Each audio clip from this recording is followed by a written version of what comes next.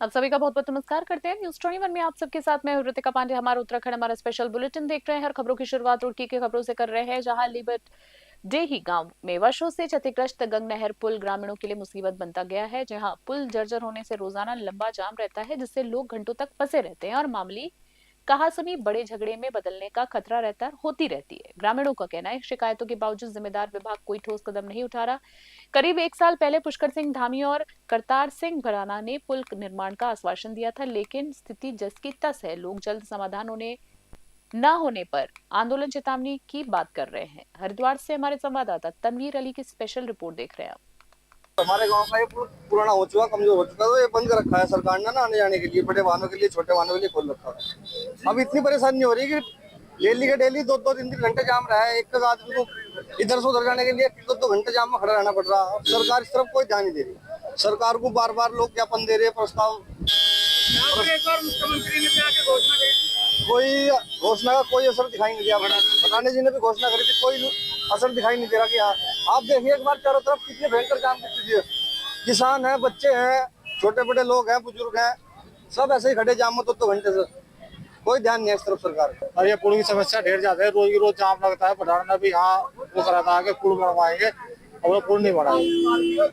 कितनी दिक्कतों का सामना करना पड़ता है, ढेर ज्यादा दिक्कतों का सामना करना पड़ता है। रोज की रोज जाम लगता है, रोज लड़ाई होती है यहाँ पे। रोज जाम लग रहा है, डेली जाम लगता है, डेली यहाँ लड़ाई होती है। सरकार कोई ध्यान नहीं दे रही यहाँ पे। मुख्यमंत्री जो थे वे इसकी घोषणा कर गए थे, जी कुछ नहीं हुआ। घोषणा करके थे, पहली योजना में कुछ नहीं हुआ। और अगली खबर की बात करें, काशीपुर से देख रहे हैं। काशीपुर में 17 फरवरी को होने वाले बार काउंसिल ऑफ उत्तराखंड चुनाव को लेकर माहौल गर्म हो गया है। प्रत्याशी हरिसेठ नेगी एडवोकेट ने विरोधियों पर निशाना साधते हुए कहा है कि पेशे से वो वकील हैं, किसी प्रॉपर्टी डीलिंग से उनका कोई संबंध नहीं है। उन्होंने विपक्ष के आरोपों को निराधार बताते हुए कहा है कि चुनाव में भ्रम फैलाया जा रहा है। नेगी ने अपने पिछले कार्यकाल में वकीलों की सुविधाओं और बार विकास के लिए किए गए कामों का उल्लेख किया।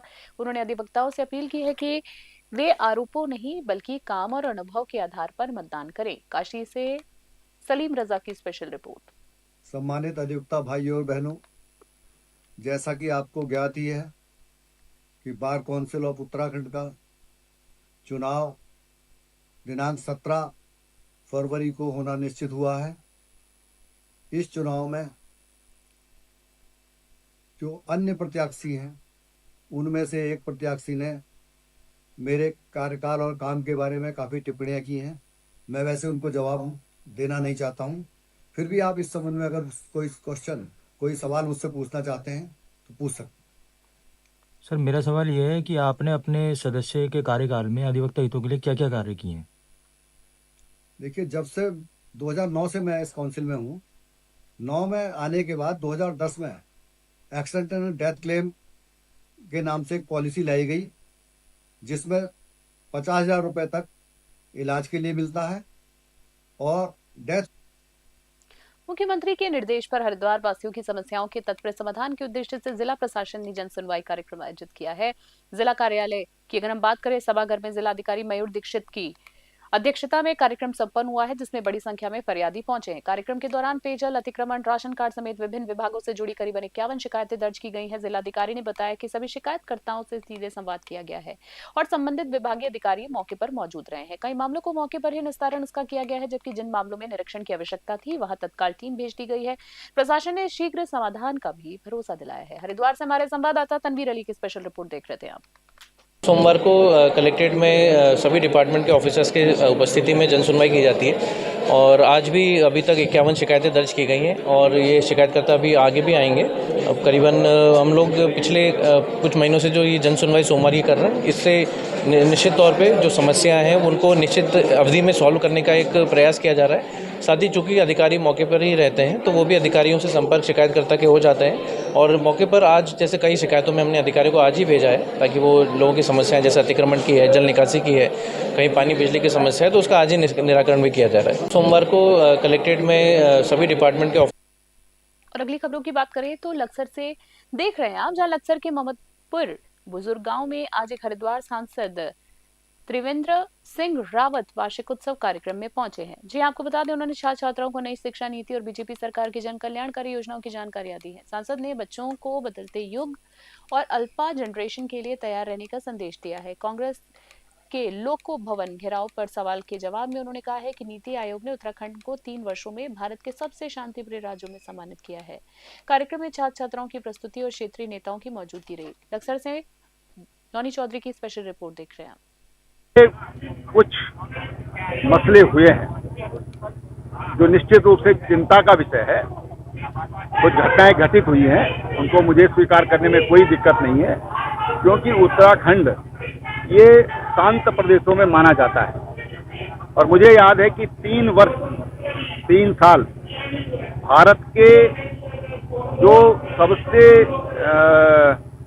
कहना चाहिए जो क्राइम फ्री स्टेट में जो मिनिमम क्राइम जो 3 सालों में होगा, नीति आयोग ने उत्तराखंड को उसके लिए सम्मानित किया।